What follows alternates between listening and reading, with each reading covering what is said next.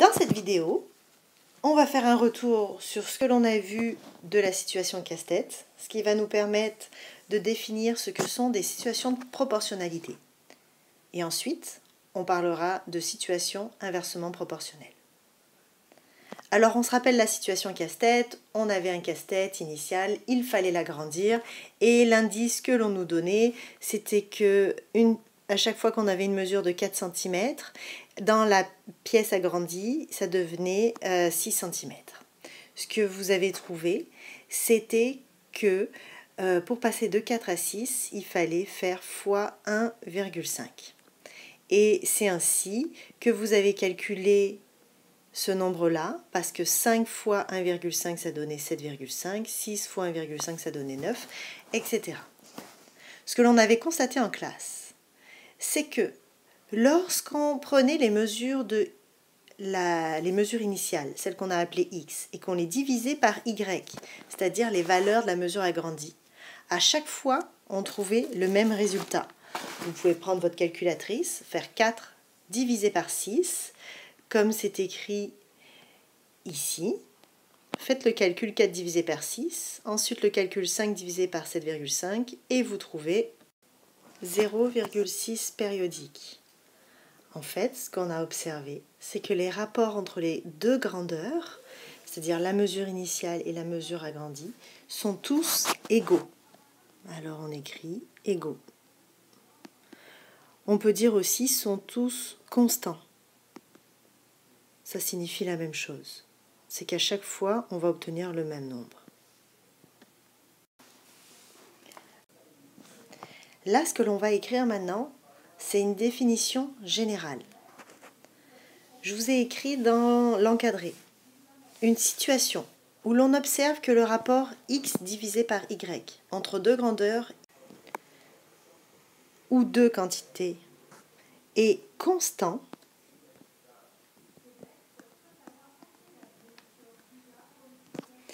s'appelle une situation de proportionnalité. Alors pour savoir si une situation est une situation de proportionnalité, par exemple, vous avez juste à faire la division d'un couple de coordonnées x divisé par y. Si à chaque fois vous faites la division, vous trouvez le même nombre, il s'agit bien d'une situation de proportionnalité. Une indication, dans une table des valeurs, la première ligne du tableau, ça représente toujours les valeurs de la grandeur x. Puis la deuxième ligne du tableau, ça représente toujours les valeurs de y. Finalement, ce rapport x divisé par y s'appelle un rapport de proportionnalité. Donc là, on se réécrit dans le numéro 2. Pour trouver les mesures agrandies, il suffisait de multiplier par 1,5, on se l'écrit, les mesures initiales. Alors, ce nombre 1,5, là, dans cette situation, c'était 1,5. Ce nombre qui est constant, c'est toujours le même nombre qui multiplie les mesures initiales. On appelle ça le coefficient de proportionnalité. Alors, de manière générale, une situation où l'on observe que l'on peut multiplier les valeurs de la grandeur x toujours par le même nombre pour trouver les valeurs de la grandeur y s'appelle une situation de proportionnalité.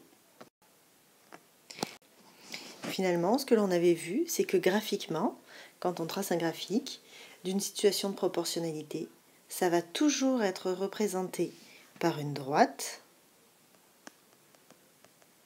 qui passe par le point 0, 0.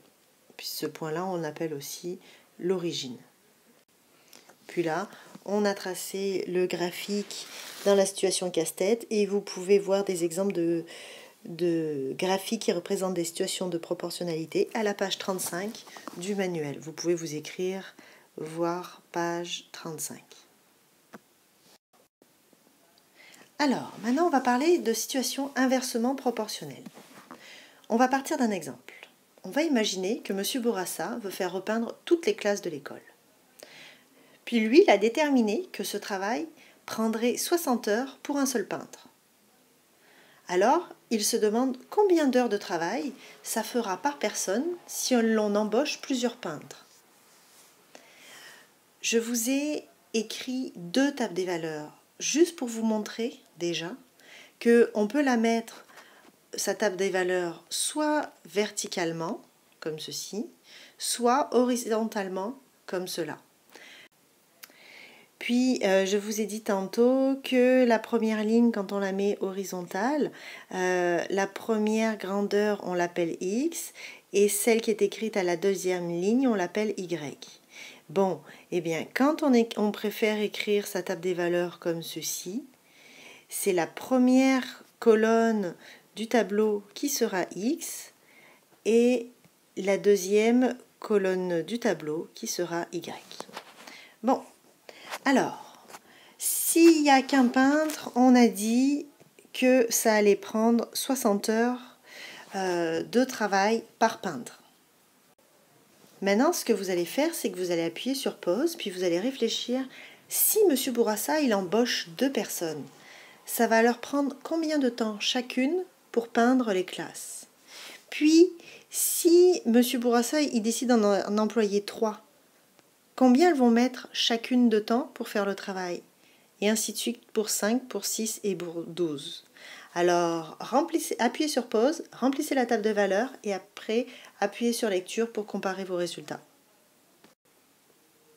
Alors, comparez vos réponses avec les miennes et si vous avez des questions, levez la main. Alors, maintenant vous allez observer quelque chose. Vous allez prendre votre calculatrice et vous allez faire 1 fois 60, ça fait combien? 2 fois 30, ça fait combien? 3 fois 20, ça fait combien? Etc.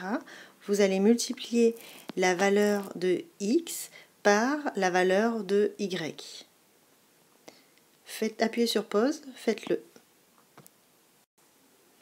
Bon, mais on constate qu'à chaque fois, ça va donner le même nombre, le nombre 60. Pourquoi, à votre avis, ça donne 60 comme résultat? Appuyez sur pause, pensez-y un peu. Bon, c'est parce que de toute manière, qu'on soit 1, 10, 15, peu importe le nombre de peintres, si on accumule toutes les heures travaillées, ça fera toujours 60 heures de travail. C'est comme si on se partageait ce 60 heures à plusieurs, mais ça fait quand même 60 heures en tout. Alors de manière générale, ça, c'est un exemple de situation inversement proportionnelle. Auriez-vous une idée de pourquoi on dit inversement? Regardez ici. Regardez le nombre de peintres, il augmente. Qu'est-ce qu'elles font le nombre d'heures par peintre? Elles diminuent. Plus le nombre de peintres augmente, plus le nombre d'heures par peintre travaillé diminue. C'est pour ça que c'est inversement proportionnel. Alors, on va s'écrire une situation inversement proportionnelle, qu'on appelle aussi situation de variation inverse. C'est une situation où il y a 2 grandeurs ou quantités qui sont liées par une relation. Bon, des peintres avec de nombre d'heures travaillées. Et le produit, là vous avez fait une multiplication des x et des y. Donc le produit de x par y est constant.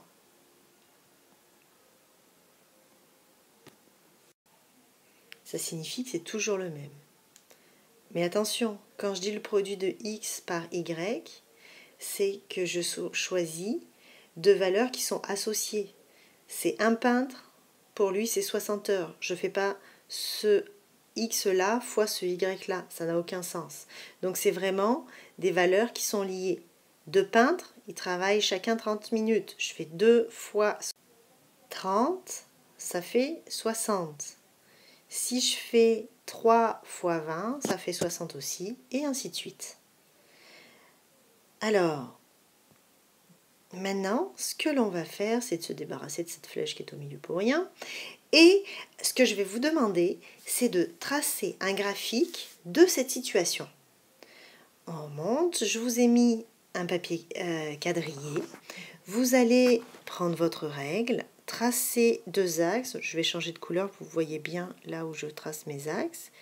Donc, on a dit verticalement debout, c'est toujours les valeurs de Y, et horizontalement, ce sont toujours les valeurs de X. On met toujours des titres. C'est quoi X dans notre situation? Ben, regardez votre table des valeurs. C'est le nombre de peintres. Et puis Y, c'est le nombre d'heures travaillées. Vous l'écrivez. Vous allez graduer maintenant vos axes. Alors on se rappelle, le 0 c'est ici, d'accord? Là, ce point-là, c'est le 0 des X et le 0 des Y. Puis on a un maximum 12 peintres, donc on va faire chaque carreau égale un peintre et on s'assure de faire les mêmes bonds, d'accord? Donc graduez votre axe jusqu'à 12. Et ensuite, pour l'axe vertical des Y, on va faire des bonds de 5. Ça devrait rentrer dans notre feuille. Alors, on a fait les bonds de graduation. Ce que vous allez faire, c'est placer les points. On va faire le premier ensemble. Regardez, notre premier point, c'était un peintre, 60 heures par peintre. Alors, on va le placer ici. On a le nombre de peintres, c'est là. Donc, je vais jusqu'à 1 pour un peintre et je monte jusqu'à 60. Oh, il est là. Mon premier point, je vais les mettre en rouge pour qu'on les voie bien. Puis ça, c'est le point 1, 60. Vous appuyez sur pause absolument.